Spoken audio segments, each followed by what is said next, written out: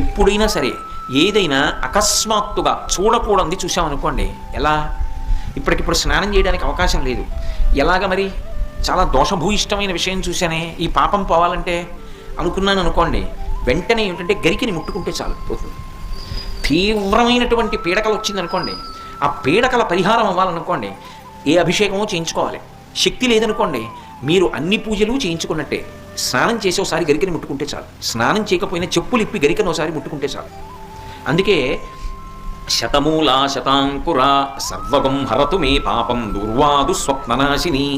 ఓ శతమూలా శతాంకుర, నువ్వు అనేకమైన వేర్లతో ముందుకెడుతుంటావు, అటువంటి అంకుర నిన్ను ముట్టుకుంటున్నాను. దీనివల్ల ఏమవుతోంది? సర్వగం హరతు మే పాపం, నా పాపములన్నీ పోతున్నాయి. దుస్వప్ననాశిని, దుస్వప్నములు పీడకల యొక్క ఫలితము పోతోంది. అటువంటి గరిక విఘ్నేశ్వరుడి పాదముల మీద వేసి తీసి కళ్ళకద్దుకుని తల మీద పెట్టుకున్నారనుకోండి, విఘ్నములన్నింటినీ కూడా తీసేస్తాడు.